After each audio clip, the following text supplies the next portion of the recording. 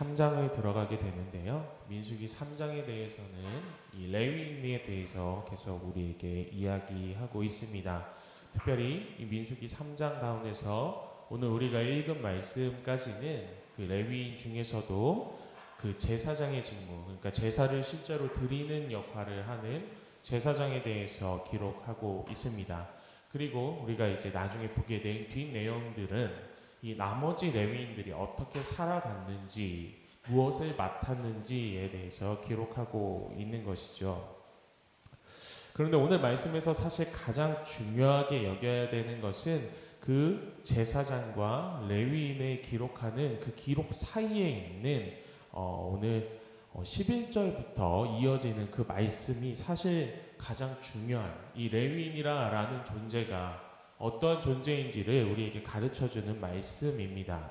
11절부터 보면 하나님께서 모세에게 이르러 말씀하시는데 뭐라고 말씀하시냐면 이 레위인이라는 자들은 이스라엘 자손 중에서 택한 자들이라는 겁니다. 그런데 우리가 보통 이렇게 택한 자들이라고 얘기를 하면 그들이 굉장히 뭐라 그래야 되지? 중요한 역할을 맡은 사람들, 그러니까 구별되어진 사람들이라는 것은 모두가 다 동의하잖아요. 그런데 그 사람들만이 특별한 사람들이라고 이해를 하고 있다라는 거죠. 그런데 무엇이 그렇게 특별한가라고 얘기할 때 뭔가 그들이 하나님 앞에서 선택받은 자들이라고 생각을 한다라는 거예요. 근데 하나님은 레위인을 단순히 그냥 선택하신 것이 아니라 레위인을 하나님의 영광을 보여주는 도구로서 선택하신 거라는 거예요. 그러니까 단순히 레위인이 부럽다라고 바라볼 것이 아니라 그들이 어떤 역할로 택함 받았는지를 오늘 우리가 좀 들여다보아야 하는 거예요. 하나님은 이들을 통하여서 그냥 부러운 사람들, 이 사람들만 이뻐하셔, 이 사람들하고만 만나셔 라고 이야기하시는 것이 아니라 분명한 이유와 목적을 가지고 레위인들을 선택하셨다라는 거예요. 그리고 그들의 삶들이 자세히 들여다보면 그렇게 가볍지 않은 인생이었다라는 것이죠. 오늘 제사장에 대하여서 이야기하고 있지 않습니까? 여러분 가끔 혹시 그런 생각을 해보신 적 없습니까? 저는 어릴 때 많이 생각해봤는데요. 이 목사가 어렸을 때부터 꿈이었어요. 얼마나 어렸을 때부터 꿈이었냐면 저를 어렸을 때부터 보아오신 분들은 다 이해하시는데 제가 4살 때부터 꿈이었습니다. 4살 때부터 계속 뭐라고 이야기하고 다녔냐면 전 목사가 될 거예요 라고 이야기하고 다녔다라는 거죠.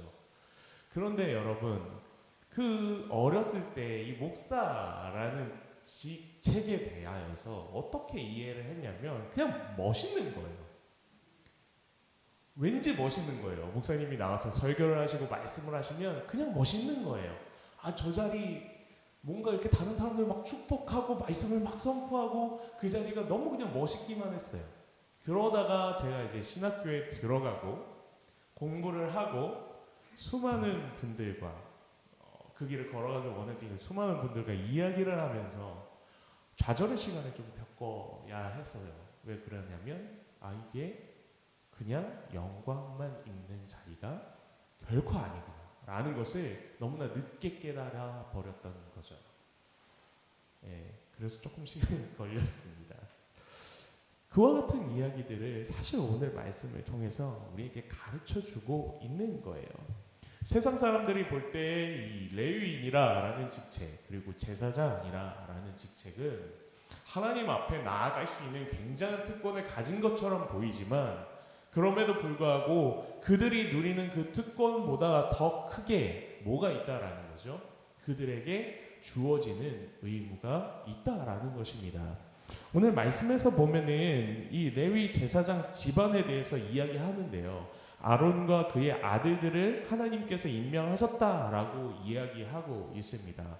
그러나 이 임명받은 것이 굉장히 영광스러운 일임에도 불구하고 또 한편으로는 그들이 마땅히 지켜야 할 굉장히 무거운 책무와 의무가 그들의 인생 가운데 주어졌음을 이야기하고 있기도 한 것입니다. 오늘 말씀인 나답과 아비후라는 자들에 대해서 이야기하고 있어요. 근데 그 두 사람이 어떻게 되었다고 말씀은 이야기하고 있냐면 여호와 앞에서 다른 불을 들였다가 그들이 죽었다라고 이야기하고 있습니다. 반드시 제단에서 취한 불로만 모든 제사들을 드려야 했기에 그 제단의 불이 절대 꺼지지 않도록 해야 되는 것도 이들의 책무였고요.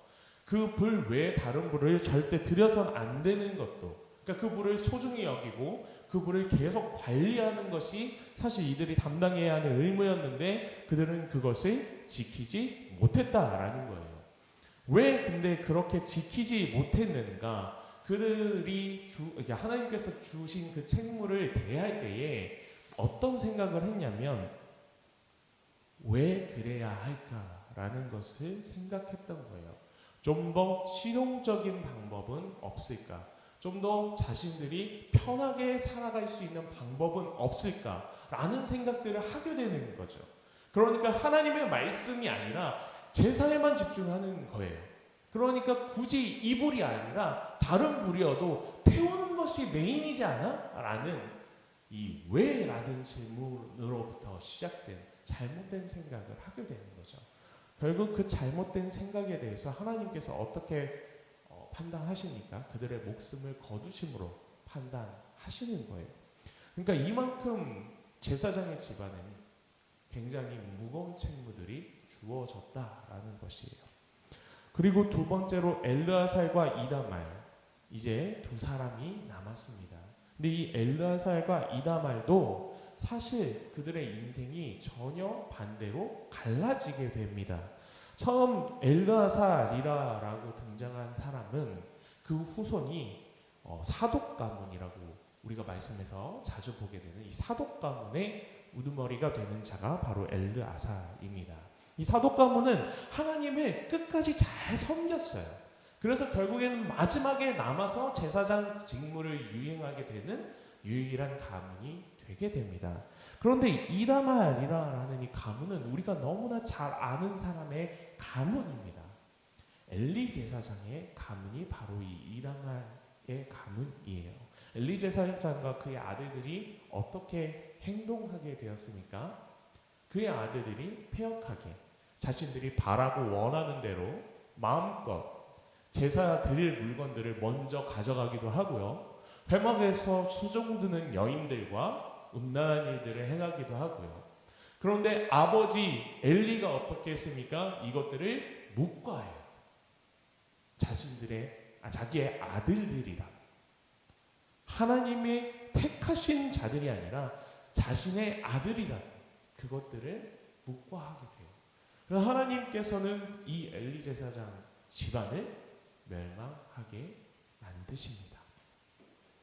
분명하게 하나님께서는 오늘 이 제사장 가문들을 통해서 보여주시는 거예요. 뭐죠? 하나님께서 말씀하신 그대로 순종하고 지키는 자들에게는 계속 그 영광을 누리게 하실 것이며 그렇지 않은 자들에게는 그 영광을 뺏어 가시겠다. 단순히 영광만 뺏어 가시는 것이 아니라 어떻게 보면 그들의 인생 가운데 구원을 취소하시겠다라고까지 보여지는 굉장히 무서운 일들을 벌이시는 겁니다. 여러분, 이제 우리가 제사장에 대해서 살펴보았지만 이제 다음번에는 아마 제사장이 아닌 일반 섬기는 자들에 대해서도 이야기할 거예요. 그런데 이 책무가, 이 무거움이 여러분 단순히 제사장에게만 있지 않았다라는 것을 제가 말씀드리고 싶은 거예요. 이것은 제사장에게만 있던 무거움이 아니라 레위인 모두에게 부여되는 무거움이었어요. 그러니까 제사장들에게는 제사와 관련되어서 하나님의 말씀을 순종해야 하는 역할이 있었고요. 레위인들은 또 다른 역할들이 있었다라는 것이에요. 하나님께서는 레위인을 이스라엘 중에서 어떻게 하셨다고 말씀하셨죠? 택하셨다. 그렇죠? 택함 받은 자들에게는 분명히 주어지는 책무와 의무가 있다라는 것을 오늘 말씀 속에서 우리에게 가르쳐 주고 있습니다. 그렇다면 이 레위인들은 어떠한 책무들을 도대체 담당해야 했다라는 것일까요? 여러분 아주 간단하게 생각해 보시면 됩니다. 우리는 이전에 이 이스라엘이 어떻게 하나님 앞에서 진을 구성하고 앞으로 나아가야 되는지에 대해서 배웠습니다. 그렇다면 여러분 이 레위인이 어디에 속하는 사람들이었습니까? 레위인은 하나님의 성막이 있고요. 각 모든 지파에 진이 있으면 그 성막과 진 가운데에 위치해서 살았던 사람들. 그러니까 성막을 둘러싸고 나머지 진과의 경계를 만들고 살아갔던 사람들이에요. 그 경계로서 다른 이들이 하나님 앞에 함부로 나오지 못하도록 지키는 역할도 감당했겠지만 또 한 가지 가장 큰 책무는 무엇이냐면 하나님께서 주신 이 섬김을 제대로 섬김으로써 하나님 밖에 있는 소위 이제 세상의 영역에서 살아가고 있는 다른 지파들에게 무엇을 계속 보여주는 것이죠? 그들의 삶을 통해서 하나님께서 이곳에 계시다. 하나님께서 우리와 함께 하시다라는 것을 끊임없이 보여주는 인생을 살아야 했던 것이 바로 레위인이에요. 택했던 인생이라는 거예요. 오늘 아침 일어나서 우리가 이제 우물을 깃고 나무를 패러 갑니다. 일을 하러 갑니다. 근데 우리가 하는 일은 어떤 일인 거예요? 오늘 아침 밥하기 위해서 나무를 패야 하는 거예요. 오늘 아침 밥을 하기 위해서 물을 길러야 하는 거예요. 그런데 나무를 패고 물을 길러가는 그 길에 우리가 누구를 만납니까? 레위인을 만나는 거예요. 그런데 그 레위인도 똑같이 무엇을 합니까? 물을 길어요. 나무를 팹니다. 그런데 우리는 알고 있어요. 저 사람들이 나무를 패고 물을 기르러 오는 것은 자신들이 밥을 먹기 위하여, 자신들이 먹을 밥을 짓기 위하여 하는 것이 아니라 무엇이라는 거죠? 하나님께 드릴 제사를 준비하기 위함이다. 그리고 그들이 그렇게 살아가는 삶을 보면서 무엇을 느끼는 거죠?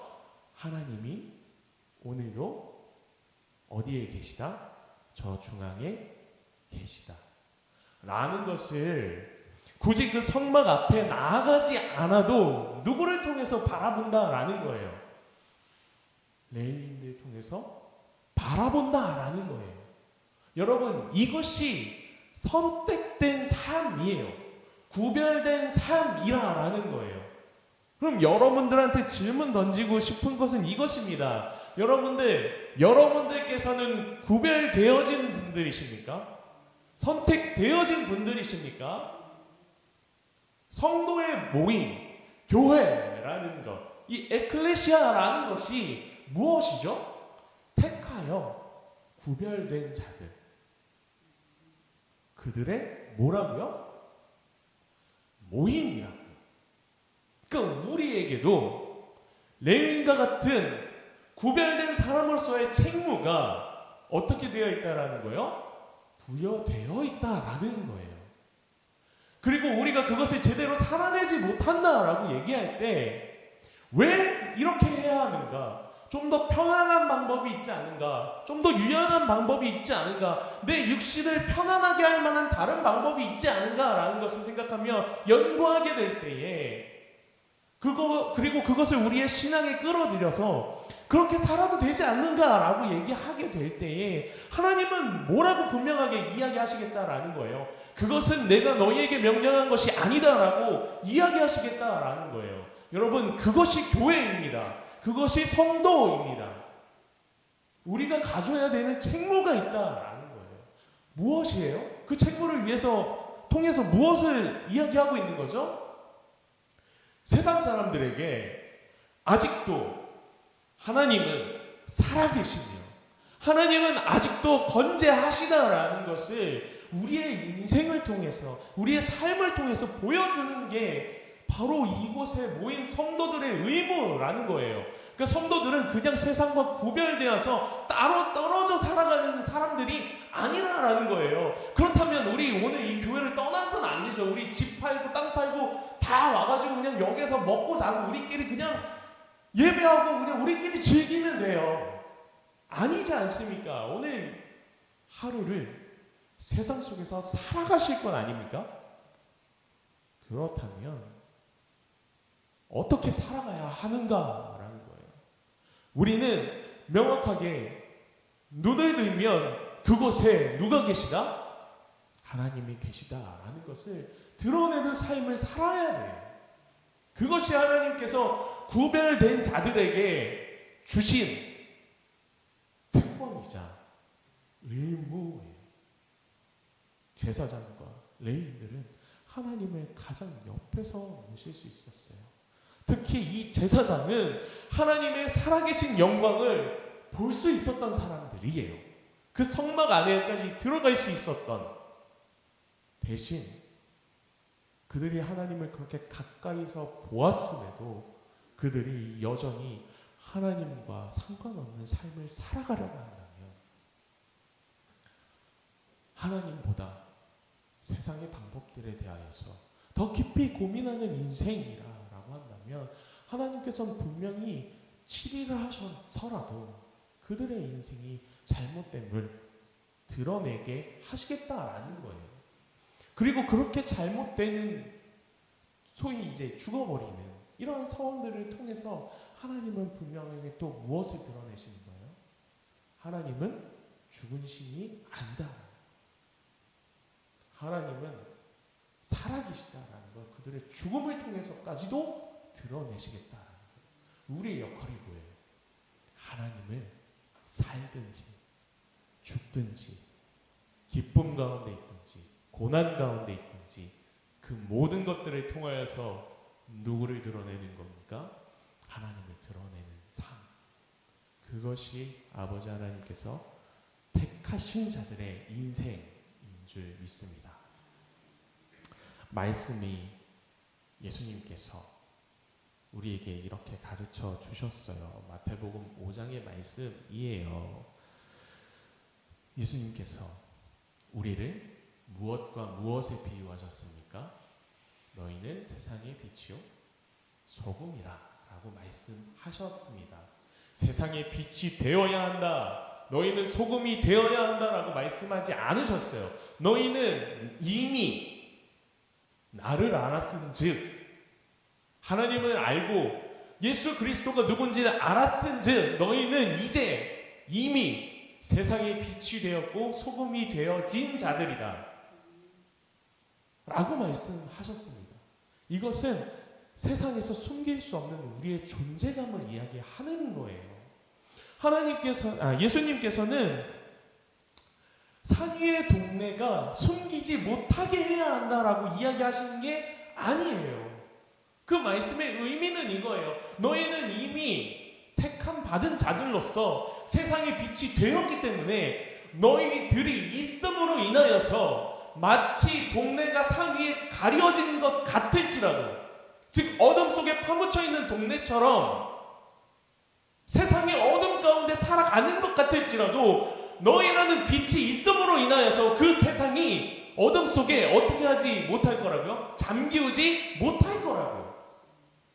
그것이 우리의 역할인 줄 믿습니다. 세상이 아무리 어렵고 힘들고 하나님을 찾지 못하는 것 같은 모습들을 갖추고 살아간다고 할지라도 그곳에 누가 있음으로 인하여서요?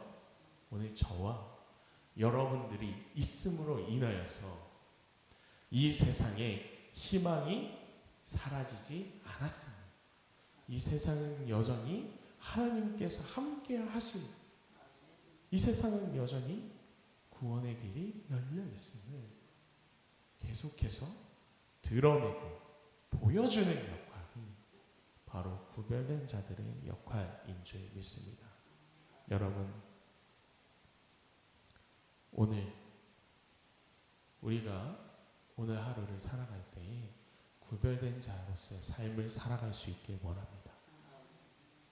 하나님 앞에서 구별된 자들의 인생을 오늘 살아갈 수 있길 원합니다. 오늘 여러분들께서 가시는 그 자리 어디든 만나는 모든 사람들의 걷는 모든 발걸음들 가운데 여러분들이 이 세상의 빛으로서 걸어가시고 만나시길 원합니다. 모든 곳에서 하나님의 사랑으로서 이 세상의 빛으로